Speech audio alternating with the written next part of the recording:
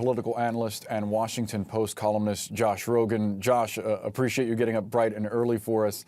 Let's start with talks over the last 24 hours between Vladimir Putin, Emmanuel Macron, Olaf Scholz. No new ceasefire agreement there. Meantime, Volodymyr Zelensky spoke with Prime Minister Naftali Bennett of Israel. Clearly, so far, diplomacy hasn't worked. So what do you make of this continuing effort to hold talks? Well, Boris, every war ends in diplomacy, and there's no reason not to continue the diplomacy while the fighting continues. I talked to Israeli officials who were very upset that this was portrayed as a failed effort by the Israeli government to pressure Zelensky into making concessions to Russia. What they told me is that, no, in fact, what they're trying to do is find the common ground, and they point out the fact that actually there has been some movement on both sides. The Russians seem to be moving off of their maximalist demands that the Zelensky government totally disappear. And Zelensky has publicly said that he no longer is focusing on joining NATO because NATO doesn't want him right now anyway. So there is some movement, but they're a very, very long way away from anything that could be called progress towards a ceasefire. So for now, the fighting will definitely continue. I want to ask you about a piece that you published in the Washington Post this week. You essentially call Chinese President Xi Jinping a co-conspirator of Vladimir Putin's in Directly Ukraine. called him. Make the case. Why? Yeah, there's a lot of crazy talk in Washington about how China might be very helpful in solving the Ukraine crisis, about how they might be very conflicted about this whole thing. And well, I'm sure there are some Chinese officials telling some reporters that they're not too happy with Putin's moves here for a number of reasons. What I argue in the Washington Post, I think very convincingly, but you be the judge, is that actually, if you look at what the Chinese government is telling its own people and what their actions are, it's very clear that they're on Russia's side, that they have been, and they will continue to be. This is their internal propaganda. These are their moves in embedding troops, media with the Russian troops. This is even when the Russian government accused the U.S. of having bioweapons labs, an accusation the State Department called preposterous. The Chinese government just jumped in on that and echoed it.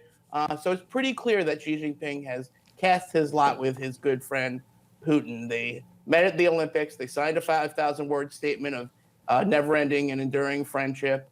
And then the day after the Olympics, Putin started the invasion. So I think the timeline speaks for itself.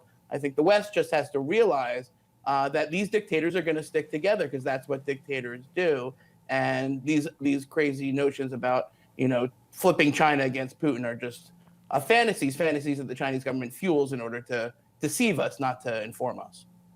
And in many ways, the ability of the Chinese government to offer the Kremlin some relief from sanctions, some relief from a worldwide condemnation of what Vladimir Putin is doing, gives him an out. Now some lawmakers are pushing legislation that would punish the Chinese for steps that would alleviate the sting of those Western sanctions. Is there a way that could backfire, though, on the United States? Well, all sanctions have costs. There's always second and third degree effects. But I think what these lawmakers are saying is that if we look at what the Chinese government and the Chinese industries are doing, they haven't totally bailed out Putin from the sanctions yet, but they're looking for ways to do that. They're in that phase where they're wondering, if we take the Russian energy that the rest of the world won't take, will we be punished? If we use our banks and our financial mechanisms to bail out the Russian economy, will the West actually take action to make that a cost for us? And the truth is, we don't know, and they don't know. So I think there's a big drive in Congress to have those secondary sanctions that you were talking about earlier. They don't exist right now. So if we don't have them, then you can be sure that the Chinese will bail out the Russians and help their economy, undermine our sanctions, and underwrite the war. Because the longer that the Russians have enough money to kill Ukrainians, they're going to continue to spend that money to kill Ukrainians. So what I argue, and a lot of people in both parties on Capitol Hill argue, is let's make it clear now. Let's make sure the Chinese government knows now that if they bail out Russian President Vladimir Putin as he continues to kill Ukrainians, there'll be a price to pay. Right now, I don't think they've gotten that message yet. And looking further along the map, is there something you think the United States could do, perhaps in India or Turkey, to sway those powers into perhaps ratcheting up the pressure on the Kremlin? I do, and I do think the Biden administration is thinking about that and doing that, but they're focused on Russia's friends, right? Venezuela, and then they're focused on Saudi Arabia to try to get oil production up.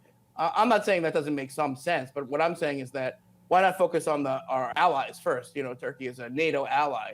India is part of the Quad. These are countries that see their long-term future as with the West, and I don't think Venezuela sees it that way. So it's worth doing, but in the end, I think we're going to have to realize that what we've got here is a battle between free countries and dictatorships, and the dictatorships are going to stick together, so the free countries should stick together, and that's increasingly how it's looking, and that's going to be important not just for the Ukraine war, but for the coming Chinese attempt to exert control over Taiwan, because whatever alliances that the Russians are able to muster right now, you can be sure that that's going to have a lot of relevance next year when Xi Jinping looks at Taiwan and wonders if the West has the will to save democracies at that point. Yeah, he is facing essentially an election in November that he's all but certain to win, and the focus should be on the future, what comes after that election, and his aspiration to, as you noted, take Taiwan. Josh Rogin, as always, appreciate the perspective. Anytime.